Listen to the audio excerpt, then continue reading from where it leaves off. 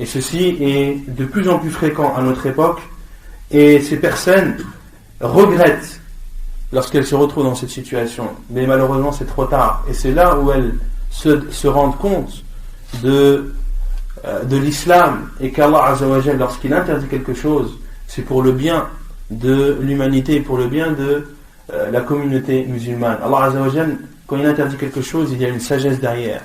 La connaît celui qui la connaît, et l'ignore celui qui l'ignore, mais la sagesse est bel et bien présente et réelle. Donc, celui qui utilise, qui consomme l'usure, ou celui qui la donne à consommer, c'est-à-dire celui qui prête de l'argent et exige qu'on lui rende plus au bout d'un certain temps, qu'il sache que la parole du prophète sallallahu alayhi wa sallam est vraie et que sa situation va se finir par une diminution, voire une perte de ses biens. Et également, celui qui emprunte de l'argent en se mettant d'accord sur un taux d'intérêt qu'il devra rembourser selon une période bien définie, en pensant que cela est plus aisé pour lui, en pensant que c'est le seul moyen de s'acheter une maison et qu'il était vraiment nécessaire de s'acheter une maison, etc., etc., qu'il sache qu'un jour ou l'autre, cela va se retourner contre lui. Et si cela ne se retourne pas contre lui, eh bien cela se retournera, un jour ou l'autre, sur ses enfants, qu'Allah nous en préserve. Aqsamuhu, les différentes sortes d'usure. والربا قسمان ربا النسيئة وربا الفضل. أما ربا النسيئة فهو الزيادة المشروطة التي يأخذها الدائن من المدين نظير التأجيل، وهذا النوع محرم بالكتاب والسنة وإجماع الأمة. وأما ربا الفضل فهو بيع النقود بالنقود أو الطعام بالطعام مع الزيادة، وهو محرم بالسنة والإجماع لأنه ذريعة إلى ربا النسيئة. Donc, il y a deux sortes d'usure. وَرِبَا قِسْمَانِ رِبَا النَّسِيئَةِ وَرِبَا الْفَضْلِ. Il y a tout d'abord ce que les savants appellent riba al-nasi'a, qui est l'usure due au retardement, et riba al-fadl, qui est l'usure qui est due à l'accroissement, le fait d'ajouter, à l'ajout. Donc il y a riba al-nasi'a qui est due au retardement dans le temps, et riba al-fadl qui est l'usure de l'ajout. On va expliquer. Riba al-nasi'a, l'auteur dit فأما riba al-nasi'a فهو الزيادة المشروطة التي يأخذها الدائن من المدين نظير التأجيل. Le premier qui est riba al-nasi'a, et al-nasi'a ça vient du mot al-nasi. Ou al-nasi ou bien al-nasa signifie en arabe al-ta'khir. Signifie en arabe al-ta'khir, c'est-à-dire le fait de retarder quelque chose. Comme l'a dit Allah Azza wa Jal, innama al-nasi'u ziyadatun fil kufr. Comme l'a dit Allah Azza wa Jal dans surat At-Tawbah, innama al-nasi'u ziyadatun fil kufr. يضل به الذين كفروا يحلونه عاما ويحرمونه عاما ليواطئوا عدة ما حرم الله فيحلوا ما حرم الله زين لهم سوء أعمالهم والله لا يهدي القوم الكافرين. Allah Azza wa Jalla dit إنما النسيء زيادة في الكفر, que le retardement est un ajout dans la mécréance. Et ici Allah Azza wa Jalla parle des mushrikins qui, avant l'arrivée de l'islam, il faut savoir tout d'abord que pendant les 4 mois sacrés, qui sont le mois de Muharram, quels sont les mois sacrés? Dhul Qi'dah, Dhul Hijjah, Muharram et Rajab, comme l'a dit le prophète sallallahu alayhi wa sallam, ou Rajab, qui est entre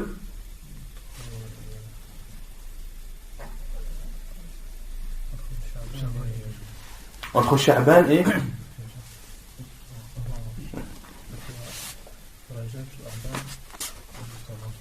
le prophète a dit dans le hadith que les 4 mois sacrés il y en a 3 consécutifs et il y en a un qui est entre 2 mois.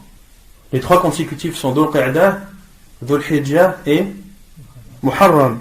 Et celui qui est entre 2 mois, c'est Rajab qui est entre... Personne ne connaît l'ordre des mois de l'Hégire.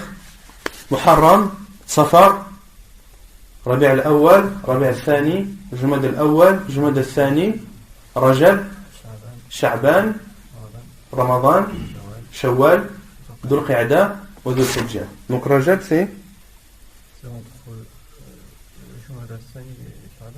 Claire, c'est entre Jumad al-Thani et Sha'ban. Et donc, durant ces 4 mois sacrés, il était interdit aux polythéistes de combattre à Mecca, à la Mecque. Il était interdit de combattre durant ces 4 mois, que ce soit à la Mecque ou en dehors de la Mecque. Et qu'est-ce que faisaient les mouchriquines, les polythéistes? Ils retardaient.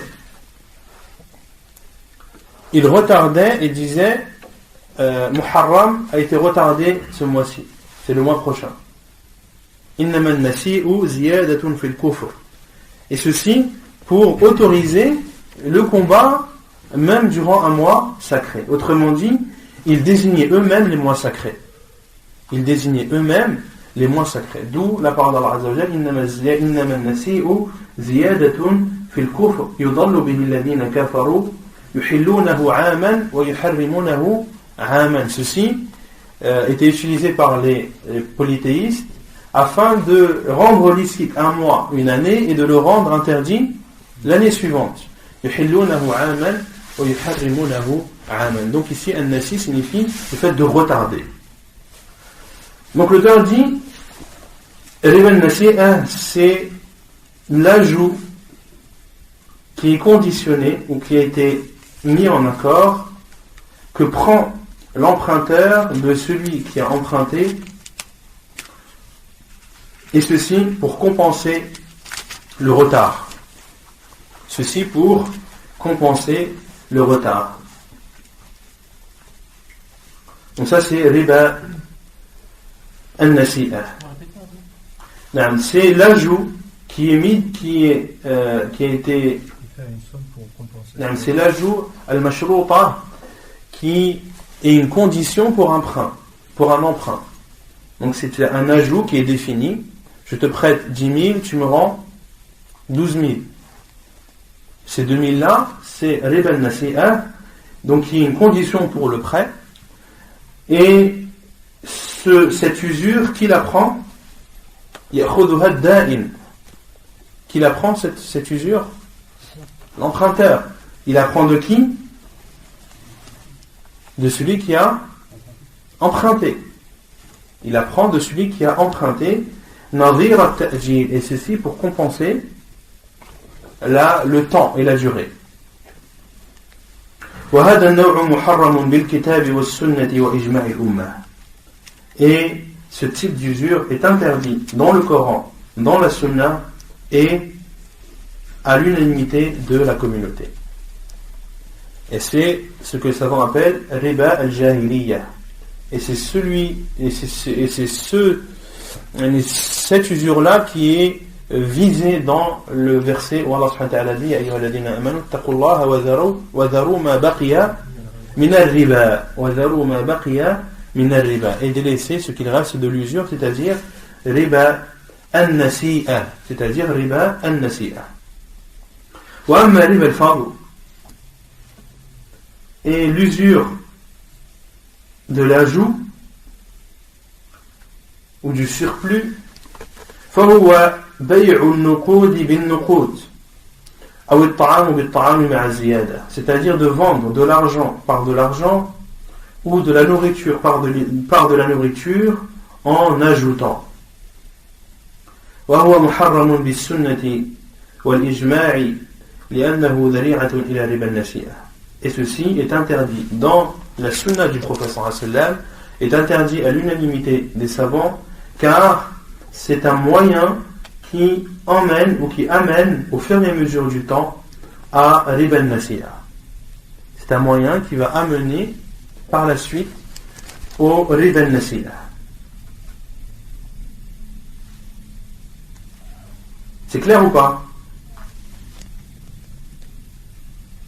Sur Al-Fadl, c'est vendre de l'argent contre de l'argent en y rajoutant une somme, c'est ça? Avec un ajout. Par exemple, c'est de vendre, je te vends 1 kilo d'or pour 1,5 kg d'or. Ici, j'ai vendu de l'or par de l'or avec un ajout qui est 500 grammes d'or. Ceci est interdit. Vous allez me dire, mais pourquoi vendre de l'or par de l'or? C'est quoi vendre de l'or par de l'or? J'ai de l'or, t'as de l'or, c'est bon. Garde ton or et je garde le mien. Mais il y a des fois, par exemple, quelqu'un qui a un lingot d'or. Il a 1 kilo d'or. Il a un lingot. Et une autre personne qui a lui 1 kilo d'or mais en bijoux. Des bracelets, des colliers, Et il décide, et celui qui a le lingot aurait aimé avoir ou désire avoir les bijoux, et celui qui a les bijoux désire avoir le lingot. Donc l'un dit, je te donne 1 kilo d'or en bijoux, et toi tu me donnes 1 kilo d'or en lingot. Est-ce que ceci est autorisé? Oui, car il a vendu de l'or par de l'or, et le poids est le même.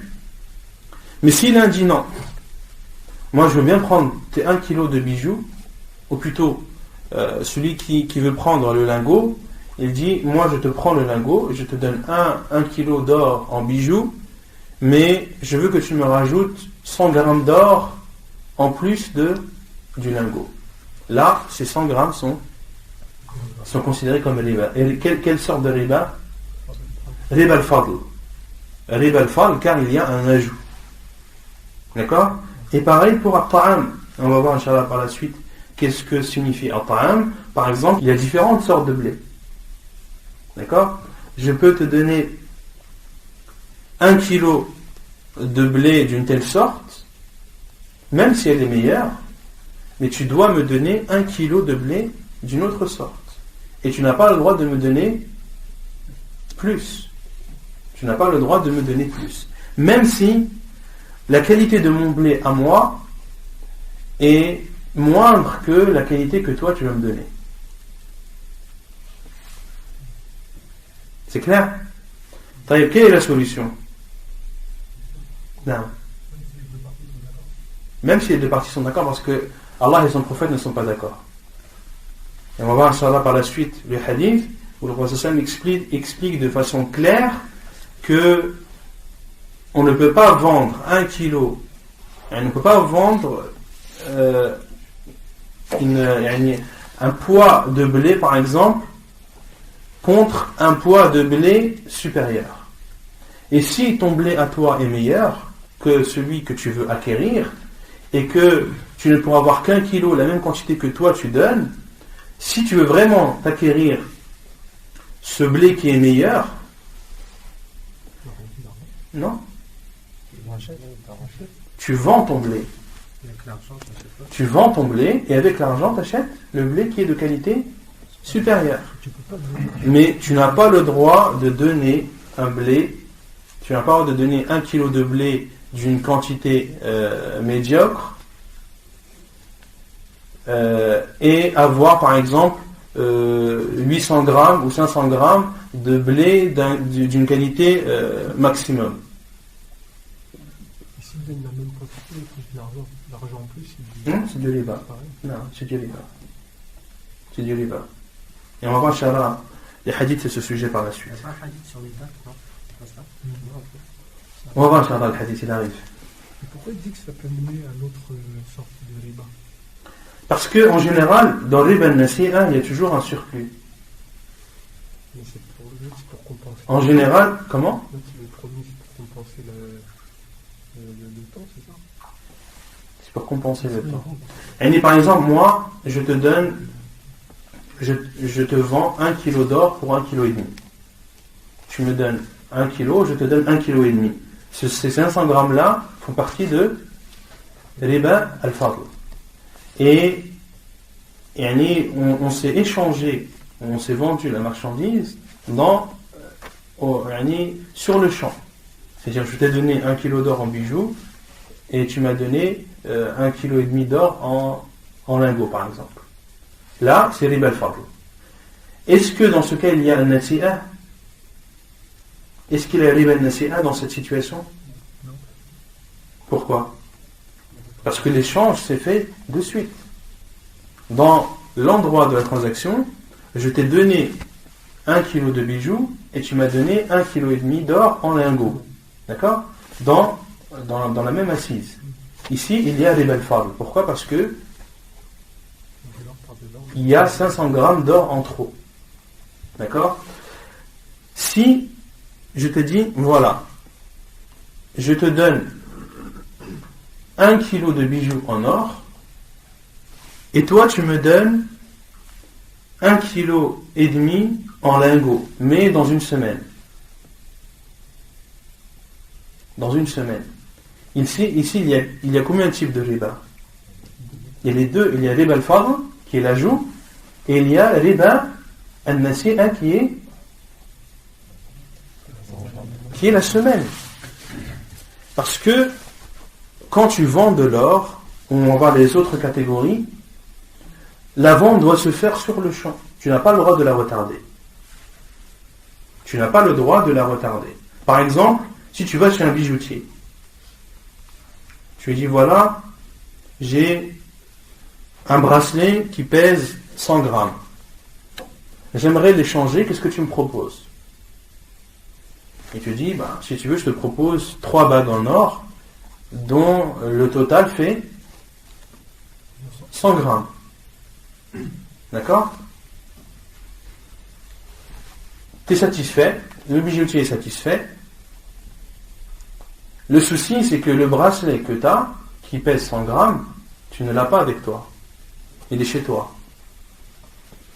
Est-ce que tu as le droit de prendre les 3 bagues d'or et de dire au bijoutier, je te les ramène dans 1 heure, je te ramène le bracelet dans 1 heure? Oui ou non? Oui ou non? Non. Pourquoi? Non, parce que quand tu vends de l'or avec de l'or ou par de l'or, la transaction doit se faire sur le champ. Tu dois avoir le bracelet avec toi et le donner directement au bijoutier. Et le bijoutier doit avoir avec lui ces 3 bagues et te les donner. L'échange doit être instantané. Pour cela que les savants disent, entre 2 natures, parmi les rabawiyat, on va les rabawiyat, ce sont les choses que tu n'as pas le droit de vendre en surplus. Lorsque tu vends la même chose, de la même nature. Que lorsque tu vends 2 choses de la même nature, qui font partie des rabawiyat, qu'on va suivre dans le hadith plus tard, il y a 2 conditions. La première, c'est que tu ne dois pas ajouter sur le poids ou sur la mesure. Et la deuxième chose, c'est que la transaction doit se faire sur le champ. Al-asnaf allati yahrumu fiha al-riba. Donc ensuite l'auteur dit les types de choses ou les différentes catégories dans lesquelles il est interdit de faire al-riba. ولا يجري الربا إلا في الأصناف الستة المنصوص عليها في هذا الحديث. L'auteur dit, et l'usure n'intervient que dans les 6 cas, ou les 6 catégories renseignées, ou dont il est fait allusion, ou qui sont cités. L'usure n'intervient que dans les 6 catégories citées dans le hadith suivant. عن عبادة بن الصامت قال رسول الله صلى الله عليه وسلم الذهب بالذهب والفضة بالفضة والبر بالبر والشعير بالشعير والتمر بالتمر والملح بالملح مثلا بمثل سواء بسواء يدا بيد فإذا اختلفت هذه الأصناف فبيعوا كيف شئتم إذا كان يدا بيد. حديث صحيح رواه مسلم. Quel est ce hadith? C'est le hadith de Ubadah ibn Samit radiyallahu anhu qui dit, le prophète sallallahu alayhi wa sallam a dit, l'or par l'or, l'argent par l'argent, le blé par le blé, l'orge par l'orge, la date par la date, ou les dates par les dates, le sel par le sel, mithlan bi mithl, c'est-à-dire même proportion, sawa'an bi sawa', exactement, yadan bi yad, de main à main. فإذا اختلفت هذه الأصناف, et lorsque ces catégories sont différentes, فبيعوا كيف شئتم, alors vendez comme vous le souhaitez, إذا كان يدا بيد, lorsque ceci est fait de main à main. Hadith authentique rapporté par Muslim dans son Sahih. Et le hadith de Ubad al-Mussamit est extrêmement important dans le chapitre de Riba. Donc, dans ce hadith, le prophète sallallahu alayhi wa sallam a cité 6 catégories. Quelles sont ces 6 catégories?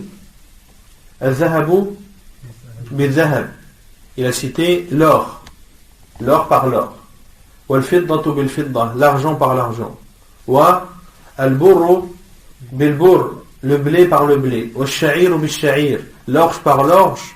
Wa al-Tamru bil-Tamr, la date par la date. Wa al-Milhu bil-Milh, et le sel par le sel. 6 catégories qui sont l'or, l'argent, le blé, l'orge, la date, les dates et le sel. Ce sont ce que les savants appellent ar-rabawiyat. C'est-à-dire que ces choses, lorsque tu les vends, ils ont des spécificités. Et l'usure intervient dans la vente de ce genre, de ces catégories. Le professeur Hassan a dit ensuite, donc il a dit l'or par l'or, c'est-à-dire lorsque tu vends de l'or par de l'or, ou bien de l'argent par de l'argent, ou bien du blé par du blé, de l'orge par de l'orge, des dattes par des dates, du sel par du sel. Donc ici on a expliqué tout à l'heure ce que signifiait vendre de l'or par de l'or, de l'argent par de l'argent également. Quand on parle de l'argent, c'est le métal. Tu as de l'argent sous une forme et tu aimerais l'acquérir sous une autre forme. Le poids doit être égal et identique. Le poids d'argent que tu prends en échange d'une autre forme d'argent doit être le même, au gramme près. Il doit être le même, exactement le même. Si je t'ai vendu 1096 grammes d'argent sous une forme et que toi tu as de l'argent sous une autre forme, tu dois me donner 1096 grammes. D'accord? Et le gramme de trop sera considéré comme un riba. Également le blé par le blé, il y a différentes catégories de blé. L'orge par l'orge, il y a différentes catégories d'orge. La date par les dates, il y a différentes catégories de dates. Et également le sel par le sel, qui également, il y a plusieurs sortes de sel. Puis le professeur Hassan a dit mithlan bi mithl, c'est-à-dire pareil, c'est-à-dire similaire. Ici le professeur Hassan a dit mithlan bi mithl, c'est-à-dire que ce doit être similaire. Qu'est-ce qu'on doit comprendre dans la similitude? Est-ce que c'est une similitude dans la description ou est-ce que c'est une similitude dans la quantité?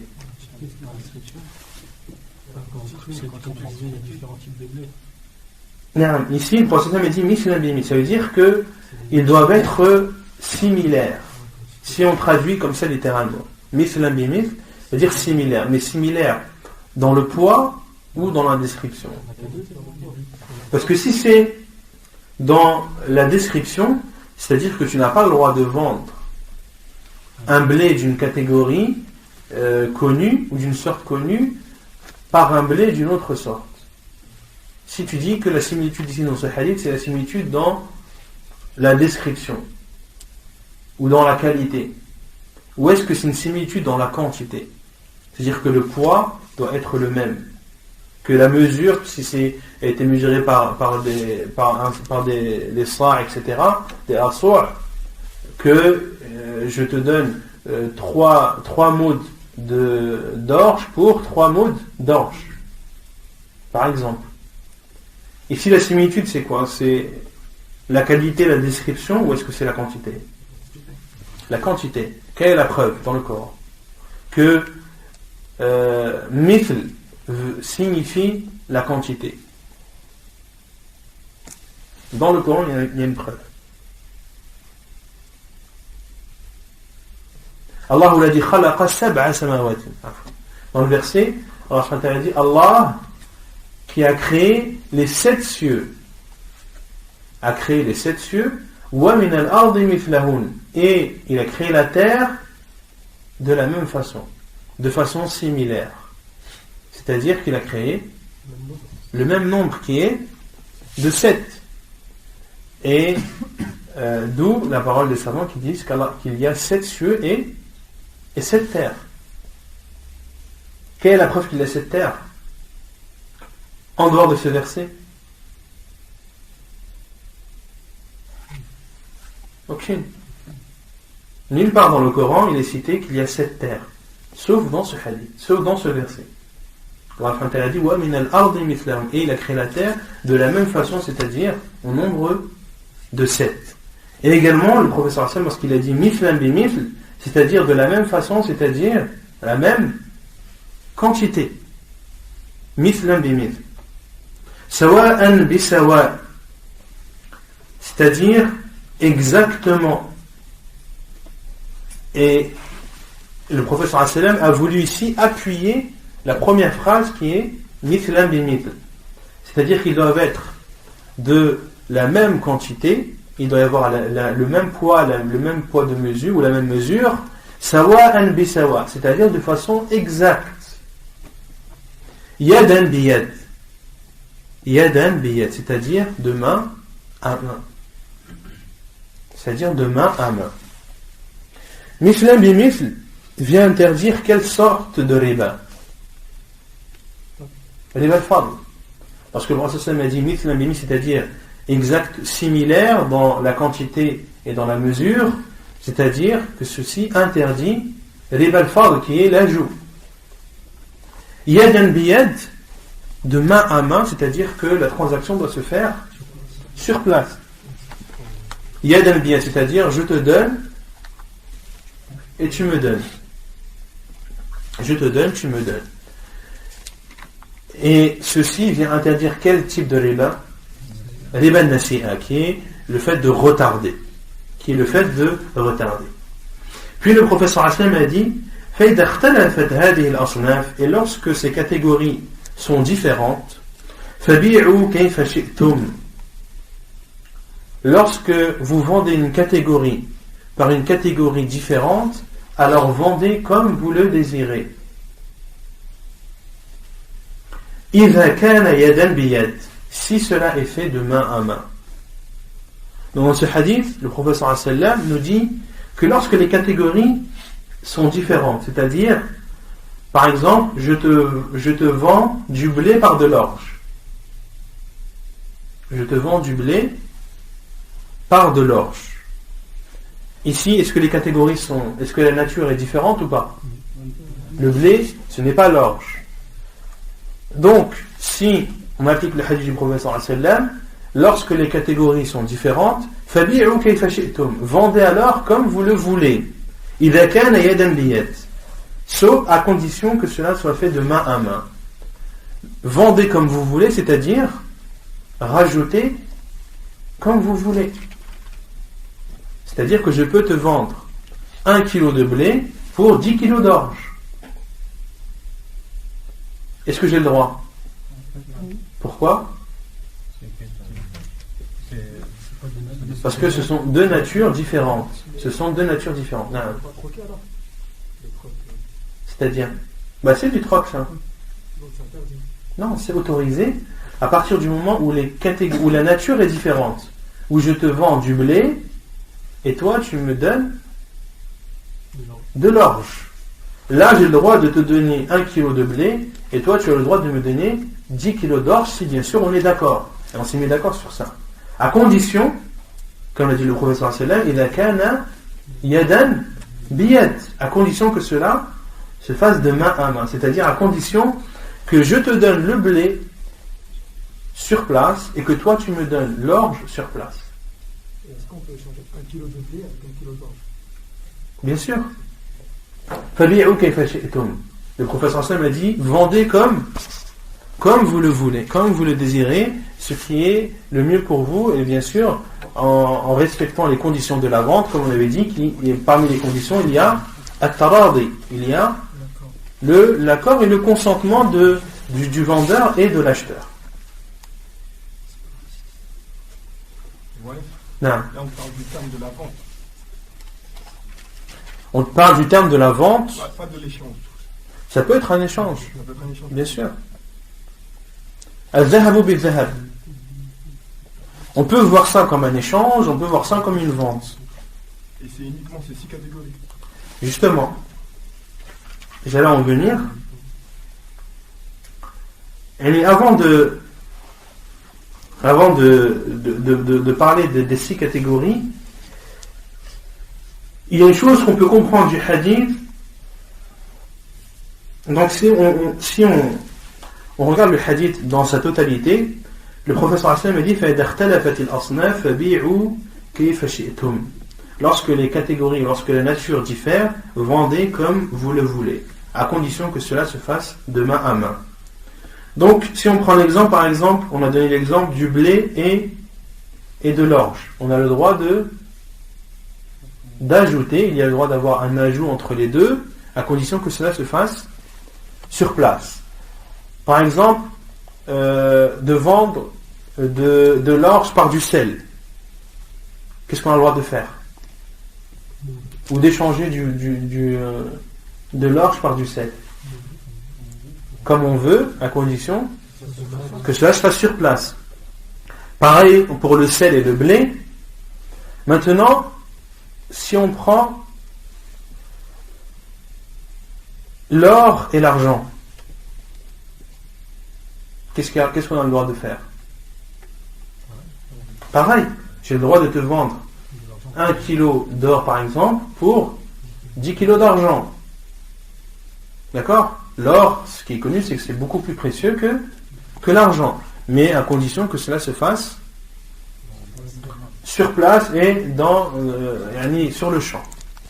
Maintenant, je vends de l'or pour du blé par exemple, par du blé.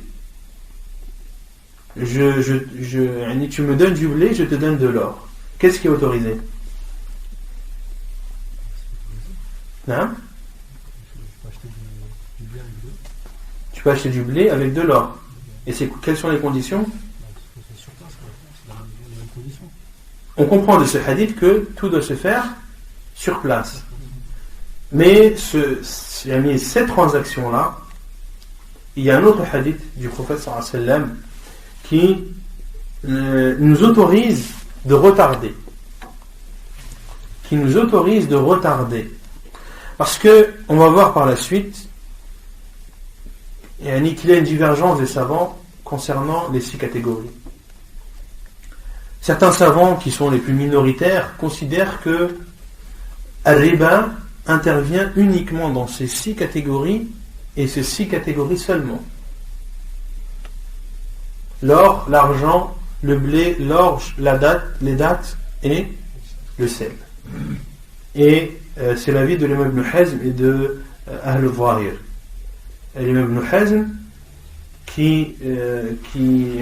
dont son madhab c'était al-Zahir, c'est-à-dire qu'il ne prenait que le texte apparent, c'est-à-dire que je ne prends que le hadith. Tout ce qui est en dehors du hadith, je ne prends pas. Le professeur sallam a cité les 6 catégories. Je ne cherche pas à savoir pourquoi, et je ne cherche pas à savoir comment, ni est-ce qu'il y aurait quelque chose de similaire ou pas. Et la plupart des savants, jumhur al-ulama, eux disent que riba intervient sur ces 6 catégories et autres. Sur ces 6 catégories et tout ce qui est similaire à ces catégories. Et ça, c'est l'avis de la plupart des savants. Jumhur al-ulama. Justement. Ils sont déjà unanimes, ou la plupart, Jumhur al-ulama, considèrent que riba n'est pas propre à ces 6 catégories, à ces 6 natures, mais à beaucoup d'autres. Et là où il y a une divergence entre eux, c'est-à-dire entre ceux qui considèrent que ce n'est pas que les 6, il y a une divergence entre eux. Certains ont dit, c'est tout ce qui est pesable et mesurable. Tout ce qui est pesable et mesurable entre dans le riba, ou un riba intervient dedans. Ils ont d'abord différencié et séparé le hadith en deux. Ils ont séparé al-dhahab wal-fidda d'un côté, et ils ont mis al-bur wal-sha'ir wal-tamr wal-milh d'un autre côté. Et ils ont divisé le hadith en deux. Ils ont dit, le prophète sallam a d'abord parlé de l'or et de l'argent, puis il a parlé de la nourriture. Ils ont dit l'or et l'argent est similaire à l'or et l'argent, tout ce qui a une valeur, tout ce qui est une monnaie d'échange, tout ce qui est considéré comme une monnaie d'échange a le même jugement que l'or et l'argent. Et à notre époque, quelle est la monnaie d'échange? Non? Les espèces, la liquidité. C'est ce qui est la monnaie d'échange à notre époque. À l'époque du prophète sallallahu alayhi wa sallam, il y avait le dinar et le dirham. Le dinar, ce n'était autre que de l'or, et le dirham, ce n'était autre que de l'argent. À notre époque, ce sont des euros, par exemple. Même pour avoir des euros, il faut l'or. Non? L'État, la quantité en or pour des billets. Peu importe. Nous, ce qui a de la valeur chez nous, ce sont les papiers. C'est le papier où il y a marqué. Il y a de l'or, quoi. Il y a cet argent qui circule. Non. Mais qu'est-ce qui est représenté par cet or? C'est l'argent, là. Donc tu as un billet de 100 euros, il y a marqué 100 dessus, c'est un bout de papier, mais il vaut 100 euros. Il a une valeur. C'est une monnaie d'échange. Donc tout ce qui est une monnaie d'échange, un riba intervient dedans. D'accord? D'où le fait qu'il est interdit, qu'il m'est interdit de te prêter 100 euros et toi de me rendre 150 euros au bout d'un an. Pourquoi? Car l'euro ici, c'est une monnaie d'échange qui est similaire à l'or et à l'argent. Hein? Le taux de change. On va en parler, Inch'Allah. Mais ce que je veux faire comprendre, c'est que si tu ne dis pas que l'euro est similaire à l'argent et à l'or, dans ce cas, tu as le droit de prêter 100 euros et de récupérer 150. Vous avez compris? Et les savants, il y a une règle en islam, c'est que l'islam ne différencie pas entre deux choses similaires. Ça, c'est une règle. Lorsqu'une chose est interdite, la chose qui ressemble à celle-ci est interdite aussi bil qiyas, par analogie. D'accord? Allah Azza wa Jalla a interdit al-khamr. Il a interdit le vin parce qu'il est enivrant. Et l'islam a interdit tout ce qui enivre, quel que soit son nom, quelle que soit sa nature, quelle que soit sa couleur. À partir du moment où il enivre, il est interdit. Pareil pour l'or et l'argent, tout ce qui est similaire à l'or et à l'argent, qui a une valeur, qui est une monnaie d'échange, qui vaut quelque chose chez les gens et avec laquelle ils font leurs transactions, alors ceci entre dans al-rabawiyat. Alors le riba intervient dedans. Ensuite, les savants ont regardé le hadith du prophète sallallahu alayhi wa sallam lorsqu'il parle du blé, al-burr wa sha'ir wa tamr wa al-milh. Le blé, l'orge, les dattes et le sel. Et là, les savants sont divergés. Certains ont dit ce sont des choses qui se pèsent ou qui se mesurent, car à l'époque du prophète sallallahu alayhi wa sallam, cela était vendu par mesure, entre mesure de moud, de sa', etc. Tout ce qui se mesure et qui est de la nourriture entre dans al-rabawiyat, c'est-à-dire le riba intervient dedans. Pourquoi? Car ce sont de la nourriture, le blé, l'orge, les dattes et le sel. Donc tout ce qui est similaire à ceci qui est de la nourriture et qui se mesure a le même jugement. Par exemple, le riz, comme tu l'as dit. Les pâtes, justement, on va en venir. Et tout ce qui est de la nourriture. Certains savants disent cela. D'autres savants disent, comme l'imam Ibn al-Qayyim, rahimahullah, c'est tout ce qui se pèse et tout ce qui se mesure, mais qui fait partie des aliments essentiels de la vie. Qut. Kullu ma yu'kalu wa yuzanu wa huwa qutan. Wa huwa qutun. Car le blé, c'est une denrée essentielle. L'orge aussi. D'accord? Les dates au temps du prophète sallallahu alayhi wa sallam, c'est une nourriture principale. Au temps du prophète sallallahu alayhi wa sallam, les dates, c'était une nourriture principale. D'accord? Donc ça, c'est l'avis de l'imam Ibn al-Qayyim, rahimahullah.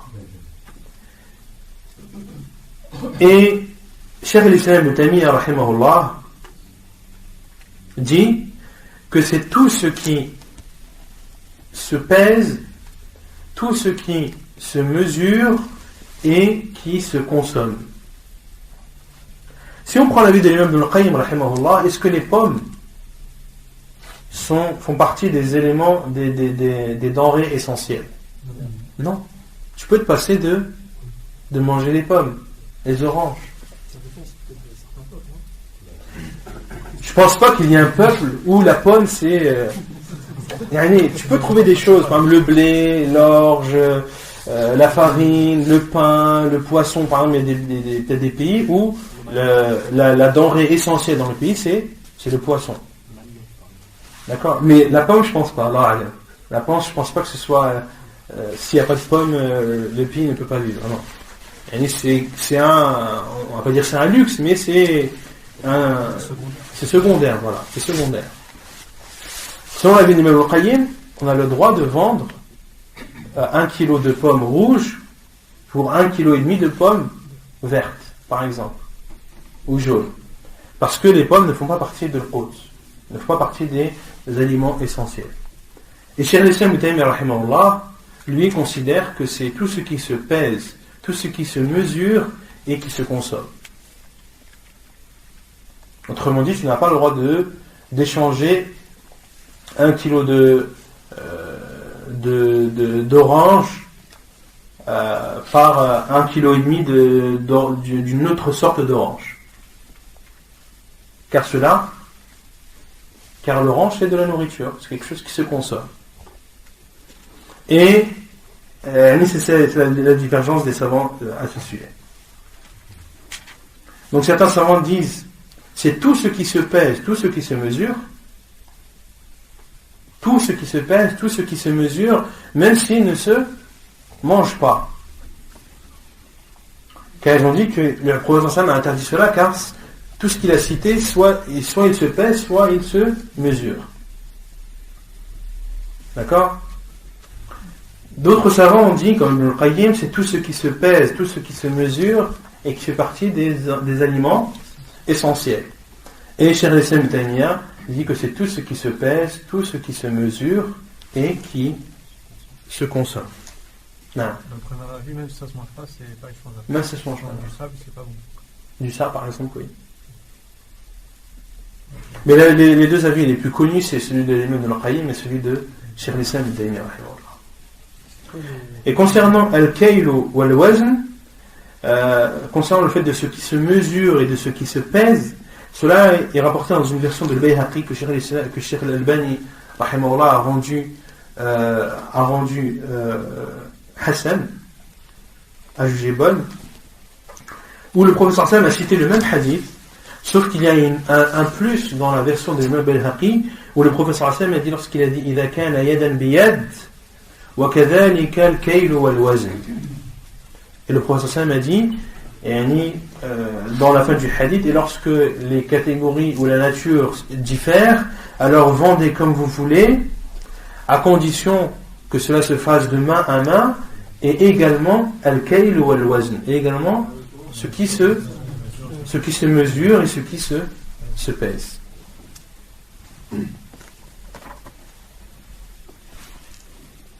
Est-ce que c'est clair? Non?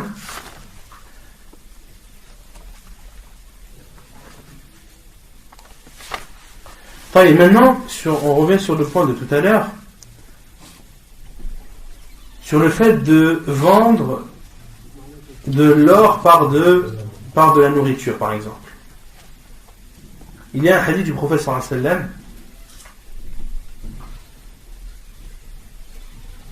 qui est le hadith d'Abdullah ibn Abbas, que l'auteur n'a pas cité, qui dit que le prophète sallallahu alayhi wa sallam est arrivé à Médine et les gens se prêtaient les dates pendant une durée d'1 an ou 2.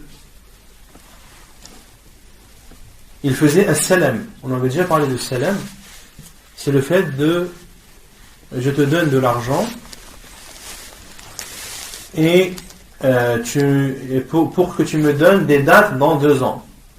Et je te paye un prix faible parce que les dates, je ne les ai pas de suite. Et ceci, on l'avait vu la dernière fois, dans les cours précédents, cela profite à la fois à l'acheteur qui achète des dates à un prix bas et également à l'agriculteur qui, lui, a de l'argent sur quelque chose qu'il n'a même pas encore produit. Et le prophète sallallahu alayhi wa sallam avait donné une condition فَقَالَ مَنْ أَسْلَفَ فِي شَيْءٍ فَلْيَسْلِفْ فِي كَيْلٍ مَعْلُومٍ وَوَزْنٍ مَعْلُومٍ إِلَى أَجَلٍ مَعْلُومٍ. Que celui qui emprunte dans une mesure bien déterminée, dans un poids bien déterminé et pendant une durée bien déterminée. C'est-à-dire que tu as le droit de faire as-salam à condition que la mesure ou le poids soit défini. Voilà, je te donne 2000 € pour que tu me donnes 100 kilos de dattes dans 6 mois. D'accord? Et ici, je t'ai donné de l'argent pour que tu me donnes des dates. Mais est-ce que les dates, tu me les as données sur place? Non. Et le prophète sallallahu alayhi wa sallam a autorisé cela. Si c'était interdit, le prophète sallallahu alayhi wa sallam n'aurait pas manqué de l'interdire. Et de ce hadith, on en déduit qu'il est autorisé d'échanger de l'argent par de la nourriture, d'accord, même si la transaction ne se fait pas de suite, contrairement aux autres, contrairement à la vente entre le blé et l'orge. Pourquoi ça ne rentre pas dans l'aléatoire, ça? C'est-à-dire C'est-à-dire que tu n'es pas sûr de l'avoir. Justement, c'est ça que le professeur Hassan a donné comme condition بِكَيْلٍ مَعْلُومٍ وَوَزْنٍ مَعْلُومٍ إِلَى أَجَلٍ مَعْلُومٍ. Justement, il y a ce caractère aléatoire, mais on avait dit que dans le caractère aléatoire, qui était permis dans certains cas, on avait donné les deux conditions, c'était qu'il y ait la nécessité et que le caractère aléatoire soit minime. D'accord? Et là, en définissant à la fois le poids, la mesure et le temps, là, tu minimises le caractère aléatoire. Tu ne me donneras pas n'importe quelle date, tu ne me donneras pas la quantité de dates que tu veux, et tu ne me les donneras pas quand tu voudras. Tout est défini et mis en accord auparavant. ونكتفي بهذا القدر سبحانك اللهم وبحمدك أشهد أن لا إله إلا أنت أستغفرك وأتوب إليك.